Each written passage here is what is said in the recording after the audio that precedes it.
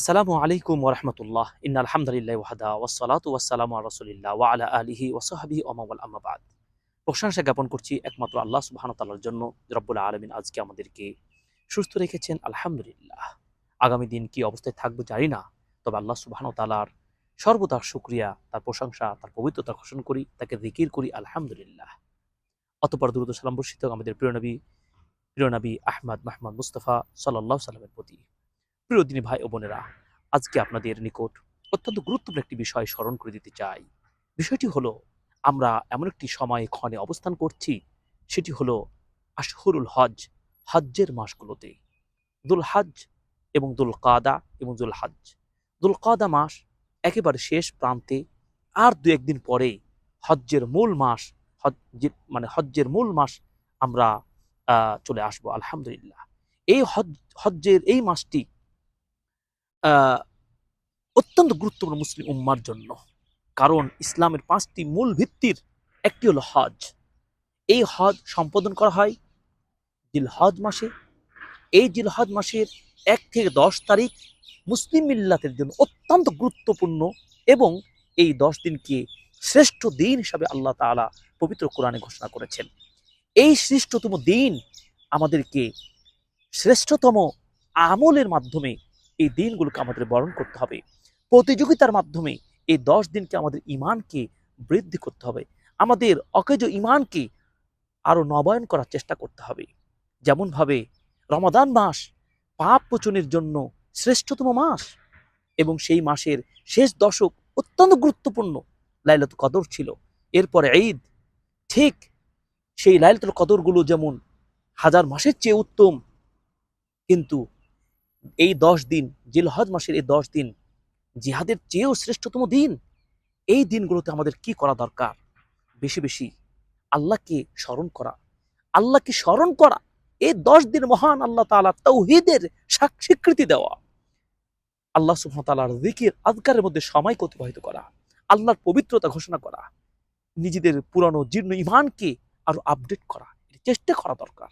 এজন্য আমরা ছোট্ট ভিডিওর মাধ্যমে জানিয়ে দিতে চাই, এই ১০ দিনের যে মালুমাত, যে যিকির আযকারগুলো রয়েছে, সেই যিকির আযকারগুলোর কয়েকটি হাদিস আপনাদের সামনে উপস্থাপন করতে চাই, যে এই হাদিসগুলো আমরা সচরাচর চেষ্টা করলেই আমরা যিকির আযকার মধ্য দিয়ে এই সময়গুলো কাটাতে পারি। আমরা নফল সিয়াম রাখবো, দান সাদকা করব, কোরআন তিলাওয়াত করব, এবং ৫ ওয়াক্ত সালাত আউয়াল ওয়াক্তে পড়ার অবশ্যই চেষ্টা করব। সাথে সাথে সুনান এবং নওয়াফিল যে সালাতগুলো রয়েছে, এগুলো আমরা অত্যন্ত যত্নের সাথে আদায় করবো এই ১০ দিন। এই ১০ দিন আমাদের জন্য বিশেষ অফার।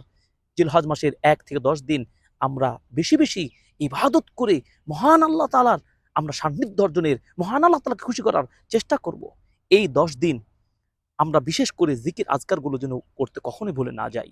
দেখুন, রাসূলুল্লাহ সাল্লাল্লাহু আলাইহি ওয়াসাল্লাম বলেছেন কি, মান ক্বালা সুবহানাল্লাহি ওয়া বিহামদিহি ফি ইয়াউমিন মিয়াতা মাররাহ, যে ব্যক্তি দিনে ১০০ বার সুবহানাল্লাহি ওয়া বিহামদিহি ১০০ বার বলতে পারবে, আল্লাহ রাসূল সাল্লাল্লাহু আলাইহি ওয়াসাল্লাম বলছেন, সমুদ্রের ফেনা পরিমাণ যদি তার পাপ থাকে, আল্লাহ তাআলা তার এই ১০০ বার সুবহানাল্লাহি ওয়া বিহামদিহি বলার কারণে তার সমস্ত গুনাহগুলোকে আল্লাহ ক্ষমা করে দেবেন। সুবহানাল্লাহি ওয়া বিহামদিহি।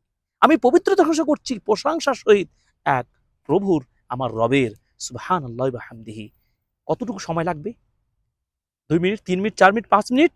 আমরা কত সময় অযথা নষ্ট করি। আমরা গল্প আড্ডায় বিভিন্নভাবে অযথা সময় নষ্ট করি।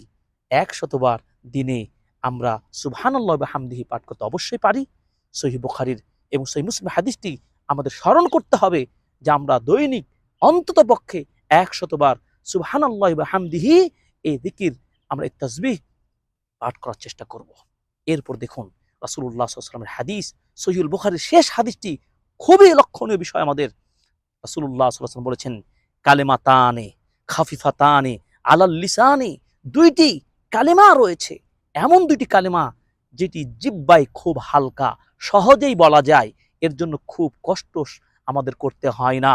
সাকিলাতানে ফিল মিজান, জিহ্বায় সহজ, সহজ উচ্চারণ করা যায়, কিন্তু এর সওয়াব, এর পরিমাপ, এর যে সওয়াবের পরিধিটি এত বিশাল, যে মিজান, পাল্লায় এটি অনেক ভারী হবে। সুবহানাল্লাহ। হাবিবাতান ইলার রহমান, রহমানের নিকট এই দুইটি কালেমা খুবই পছন্দ। আল্লাহ পছন্দ করেন তার বান্দারা এই দুইটি কালেমা যেন পাঠ করে, তারা জিকির আজকার করতে থাকে, এটি আল্লাহর কিন্তু পছন্দ। তাহলে দুইটি কালেমা যেটি মুখে বলতে সহজ, যেই দুটি কালেমা মিজানে ওজনে ভারী হবে, যেই দুই কালেমা আল্লাহ সুবহানাহু ওয়া তাআলার নিকট খুবই পছন্দ, সেই কালেমা দুটি কি? সেখানেই সুবহানাল্লাহি ওয়া হামদিহি সুবহানাল্লাহিল আযীম। সুবহানাল্লাহি ওয়া হামদিহি, আমি আল্লাহর পবিত্রতা ঘোষণা করছি তার প্রশংসার সহিত। সুবহানাল্লাহিল আযীম, আমি আল্লাহর পবিত্রতা ঘোষণা করছি, তিনি কত মহান। আল্লাহু আকবার। এই আসমান, এই জমিন, এই আকাশ পাতাল, গাছ গাছালি, পাহাড় পর্বত সব কিছুর স্রষ্টা এক আল্লাহ। সেই আল্লাহর সাথে আমি কোনো শরীক করতে পারি না। লা শারিকা লাহ ওয়া আশহাদু আন্না, আমি সাক্ষ্য দিচ্ছি আমার আল্লাহ এক ও একক, তার সাথে কোনো শরীক নেই। এই বলে এই ছোট্ট কালিমা গুলো আমি আপনি জিকির আজকার মধ্যে এই জিলহজের 10 দিন আমরা অবশ্যই প্রশিক্ষণ নিতে পারি। এই প্রশিক্ষণ আমার আপনার লাইফ চেঞ্জ করে দিতে পারে। আমরা প্রতিনিয়ত যতদিন বেঁচে থাকবো আমরা আমলের মধ্যে আমরা এই জিকির আজকাল রাখতে পারি। অতএব এই জিলহজ মাসের আমরা যে পেয়ে যাচ্ছি, এই জিলহজ মাসে আমরা বেশি বেশি তাসবিহ এবং জিকিরগুলো অবশ্যই পাঠ করার চেষ্টা করব। এই জন্য রাসূলুল্লাহ সাল্লাল্লাহু আলাইহি ওয়াসাল্লাম বলছেন যে আমি যেন বলি সুবহানাল্লাহ আলহামদুলিল্লাহ ওয়ালা ইলাহা ইল্লাল্লাহ আকবারু, এই তাসবিহ জিকির তাহমিদ গুলো সুবহানাল্লাহ আলহামদুলিল্লাহ লা ইলাহা ইল্লাল্লাহ, এইগুলোর মর্যাদা কত বেশি। আল্লাহ নবী বলছেন যে আহাব্বু ইলাইয়া মিম্মা তালাআত আলাইহিশ শামসু, আমার উপরে সূর্য উদিত হওয়ার চেয়ে এর চাইতে বড় কিছু দামি আর কিছু জিকির হতে পারে না, তাসবিহ হতে পারে না, তাহলিল হতে পারে না। আল্লাহু আকবার। এগুলো নবীজির নিকট খুবই পছন্দের, তিনি এগুলো পাঠ করতেন। সুবহানাল্লাহ বলতেন, আলহামদুলিল্লাহ বলতেন, লা ইলাহা ইল্লাল্লাহ বলতেন। তিনি বলছেন আমার উপর সূর্য উদিত হওয়ার পরে সবচাইতে বড় পছন্দের কাজ হচ্ছে এই জিকির আজকার তাহলিল তাহমিদ গুলো পাঠ করা। সুবহানাল্লাহ, আল্লাহ নবী এগুলো করতেন। আমি আপনি অবশ্যই দাবি রাখি আমাদের পাঠ করা এবং এই দিকের আজকারগুলো তাহমিদ তাহলিলগুলো আমাদের জীবনে অভ্যস্ত হওয়া উচিত। আল্লাহ আমাদের জন্য সহজ করুন। এরপরে দেখুন যে ইন্নাল্লাহা লা ইয়ারদা আনিল আবদে, আল্লাহ তাআলা ওই বান্দার প্রতি খুবই খুশি হন, সন্তুষ্ট হয়ে যান, রাজি হয়ে যান যে আইয়াকুলাল উকলাতা ফায়াহমাদু, যে আমার কোন বান্দা যে খাদ্য এক লোকমা খাওয়ার পরে গ্রহণ করার পরে যখন বলে আলহামদুলিল্লাহ, আল্লাহর প্রশংসা জ্ঞাপন করছি, আমি যে আল্লাহ আমাকে রিজিক খাদ্য খাওয়ার তৌফিক দান করেছেন, আমি সেই আল্লাহর প্রশংসা জ্ঞাপন করছি। এ অথবা কেউ এক ঢোক পানি পান করলো, এরপর বলল আলহামদুলিল্লাহ। এইভাবে খাদ্য গ্রহণের পরে কেউ যদি আলহামদুলিল্লাহ বলে, পানি পান করার পরে কেউ আলহামদুলিল্লাহ বলে, আল্লাহ তাহমিদ করে, আল্লাহ প্রশংসা জ্ঞাপন করে, আল্লাহ তাআলা ওই বান্দার প্রতি খুশি হয়ে যান। সুবহানাল্লাহ। আল্লাহ যদি খুশি হয়ে যান তাহলে মহান আল্লাহ তাআলার সন্তুষ্টি পাওয়া যদি সম্ভব হয়ে যায়, তাহলে আমার জন্য পরকাল নাজাত মুক্তি কি সহজ হবে না? কবরে আযাব থেকে আমার বাঁচা কি সহজ হবে না? অবশ্যই ইনশাআল্লাহ আল্লাহ সহজ করে দিবেন।